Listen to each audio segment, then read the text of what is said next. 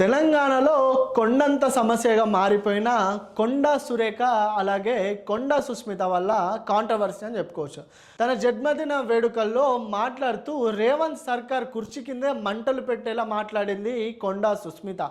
ఆ తర్వాత అధిష్టానం అదేవిధంగా క్షమాపణ కమిటీ కూడా ఆగ్రహాన్ని వ్యక్తం చేసిన పరిస్థితులు నెలకొన్నాయి. తాజాగా అయితే మరి ఈ విషయం పైన రేవంత్ రెడ్డి కూడా స్పందించాడు.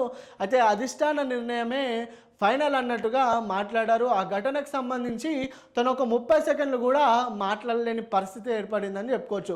మరి ఎందుకు కాంగ్రెస్లో ఇలా రోజు రోజుకి కలహాలు పెరుగుతున్నాయి?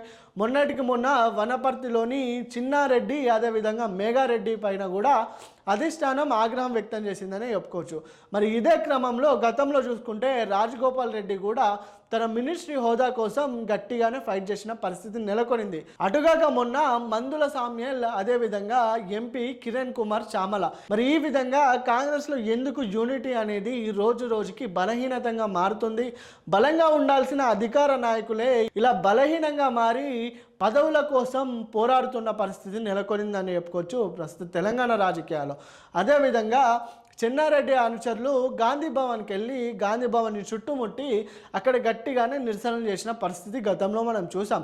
అయితే ఇదే విధంగా కొండా సుస్మిత మాట్లాడిన మాటలు మరి తీవ్ర చర్చనీయాంశానికి గురయ్యనే చెప్పుకోవచ్చు.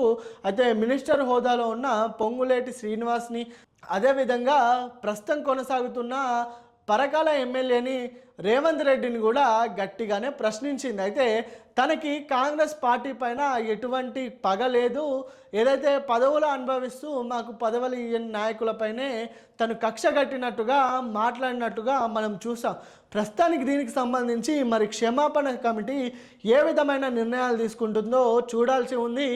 ఎటు చూసుకున్నా సొంత పార్టీలోనే నెగిటివిటీ అనేది పెరిగిపోయిందని చెప్పుకోవచ్చు. ప్రస్తుతానికి తెలంగాణ కాంగ్రెస్లో మరి కొండా సురేఖ మినిస్టర్ హోదాలో ఉన్నారు. మరి ఇదే క్రమంలో పార్టీ అధిష్టానం ఏ విధమైన నిర్ణయం తీసుకుంటుంది? మీనాక్షి నటరాజన్ కూడా తన వ్యాఖ్యలపైన ఆగ్రహం వ్యక్తం చేసినట్టుగా తెలుస్తుంది. మరి క్షమాపణ కమిటీ అదేవిధంగా ఏ విధమైన నిర్ణయం తీసుకుంటుందో తీవ్ర ఉత్కంఠ నెలకొందనే చెప్పుకోవచ్చు. అదేవిధంగా మరి మినిస్టర్ హోదా నుంచి తీసివేసే అవకాశాలు కూడా కనిపిస్తున్నట్లుగా సమాచారం వినిపిస్తుంది. అయితే గతంలో కూడా పవన్ కళ్యాణ్ వరంగల్లోని ఒక సమీప గ్రామంలోకి వెళ్ళి అక్కడ ఒక చిన్నగా ఒక మీటింగ్ అనేది స్టార్ట్ చేశారు. మరి కొండా సుస్మిత జనసేనలో చేరి జనసేనతో పనిచేసే అవకాశాలు కనిపిస్తున్నాయని చెప్పుకోవచ్చు. మరి జనసేనలో చేరే అవకాశాలపై మరి కొండా సుస్మిత ఏ విధమైన వ్యాఖ్యలు చెప్పలేదు.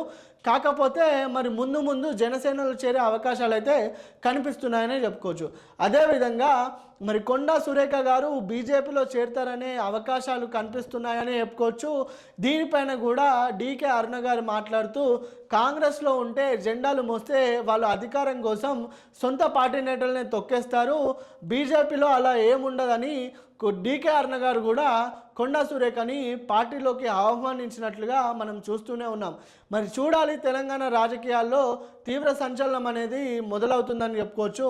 మరి క్షమాపణ కమిటీ అదేవిధంగా అధిష్టానం ఏ విధమైన నిర్ణయం తీసుకుంటుందో చూడాల్సి ఉంది.